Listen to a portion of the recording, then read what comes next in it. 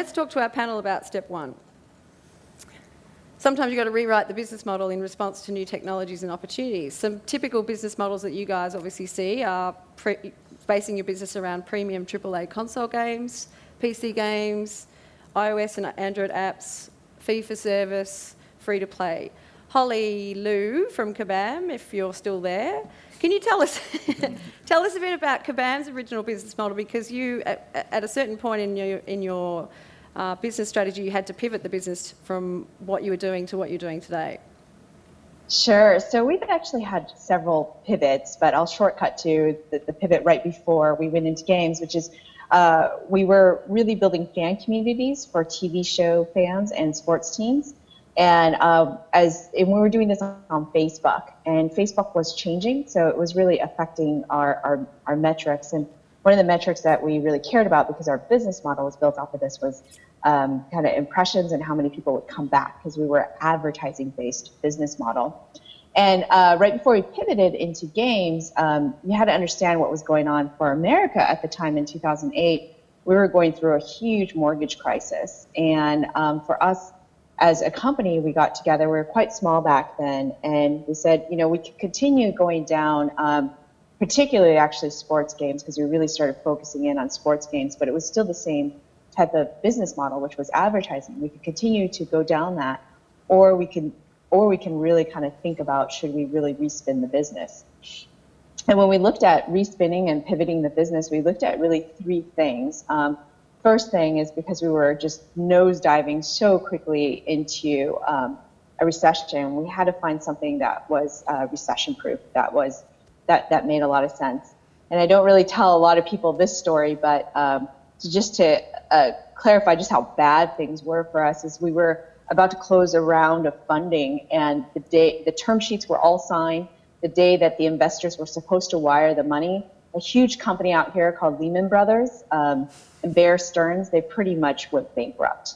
And the investors called us up and said, sorry, we can't wire the money, the deal's off. And we were really surprised, because usually at the term sheet stage, things are pretty set. So that was a huge lesson for us. Nothing is clear until money's in the bank, on a tactical level. But at a larger level, we had to really figure out, what are we going to do with our business, including, should we close our doors? But one of the things was very clear is, if we were to continue in this state of the environment, it had to be something that was recession-proof. And our advertising business model was not. The second was, it needed to be really in line with our team capabilities. Our team was one of the few teams that had been building on Facebook since the beginning. And when ABC, a big network company out in America, wanted to distribute their video, they didn't go to Facebook directly. They actually went to us. And finally, we looked at our passion points. What were the things that we're incredibly passionate about? And the CEO in particular was really incredibly passionate about games. And we actually spent a lot more time playing games before we got into games, which is pretty ironic.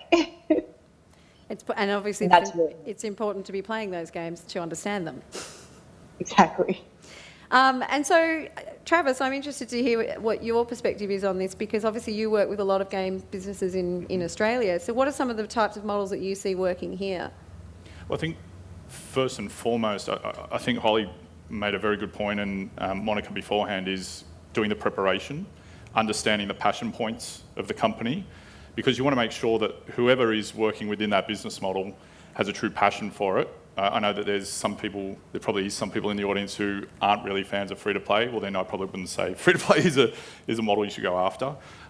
What we have seen, especially here, is within the indie space, there is, I guess, an opportunity to try different models. They don't have the risk that a lot of bigger studios have, that they have to contend with, and as Holly said, they seemed to have pivoted a lot before they got to where they wanted to go. And I would recommend everyone to, if you do fail at one thing, quickly think of another and pivot to that. But I would do my homework. I would have a passion for whatever model you want to go after. Do your research into what games are working within that model, and see whether you can compete within that space, and then go after it. I mean, we've seen, especially across probably the last 12 months a whole range of different models. And remember, it's not just what works here, it's what's going to work globally. That's right. So everyone has to look at what's happening, not just in their own backyard, but what's happening on the world stage. So we've seen a whole different range of stuff. I guess the one thing I will leave is, if you're thinking about mobile, I assume a lot of you guys are, have a look at what's working on the App Store. If you look at the top grossing apps or games today, 48 of them are free out of the top 50. 2 were paid and one of them was Minecraft. So if you're going to work within a paid sort of environment on mobile, have a good think about that. That would be mine, Yeah, and I mean, and that's a really good point to make, because, obviously free to play can, has got a bit of a dirty word connotation, and Trent, I know you've got an opinion on this. Because obviously League of Geeks is a very democratic business model, but which, I want you to talk a little bit about, but also, what do you think some of the stumbling blocks people have to get over with getting their heads around free to play?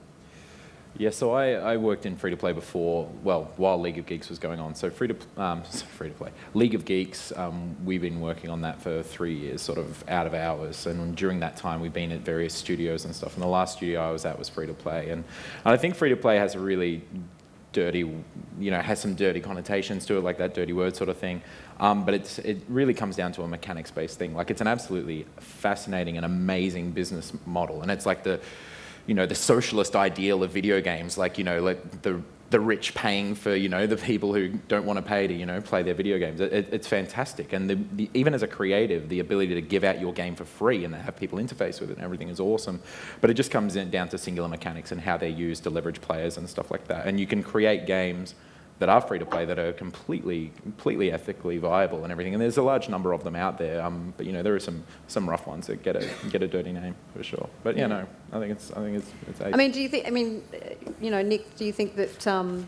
Obviously for your business model is more towards console style games, and what's the reason behind that? Is that? Just basically where we started. Yeah. So when I moved over to Australia, I was coming out of console development at EA. And iOS wasn't around, and PC, Steam was around, but there wasn't really like a direct mechanism at that point. This is like way back in 2006 when I moved here, and all the consoles, the PlayStation 3, the Wii, and the Xbox 360 at that time were coming out. They were all the first generation that were properly connected to the internet.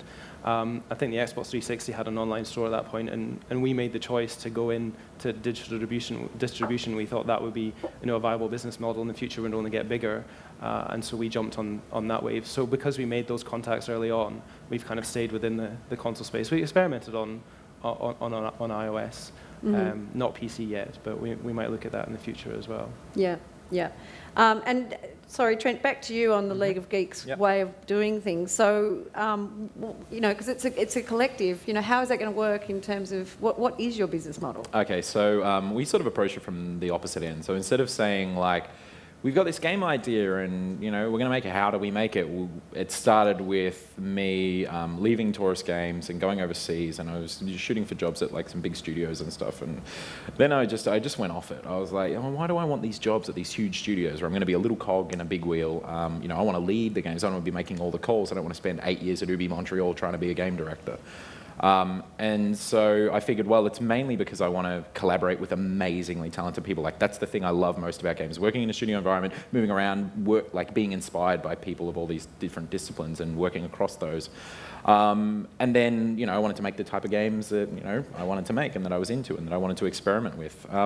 And so from that, I was like, and everything that was happening in the scene and in the industry and the medium at the time, like with the democratization of like digital distribution, and then also like amazing resources online, like engines and tools and communities for free, and then teams, really talented teams. Like one of the big pennies that dropped was when I was following Bastion, and then I realized that there were Greg Cassavin said in an interview there was only 7 of them, and I was just like, okay, this is possible. You can do these mid-scope games with really rich content, incredible quality, and you can do it with a small, talented team. So I was like, all right, go, let's do this. And we basically set up to be able to like, I didn't have any money. Like, we had, in the company account, we had like $40. And but we did have capital, which is is as good as money. And we had talent, we had experience, we had the tenacity and the drive, and so we set out to create this model where we could basically clue everyone in, or cut everyone in, every developer in on the profit share of our games, and they work for, it's like a points-based system. So if you take a task and you complete it to the quality we need, you get the points, and if there's 1,000 points in the project and you have 100 points at the end of the project, then you get 10% of the profit share. That's basically in a nutshell. And so we spent 8 months setting up the legals for that, as well as developing our game, a paper prototype, and sort of nutting out that idea. And then at the end of that, we went out and we just went to all our heroes and the people that we wanted to collaborate with, and sort of put the call out as well to anyone that wanted to collaborate with us, and everyone said yes. And then we started making a game, and 3 years later, here we are.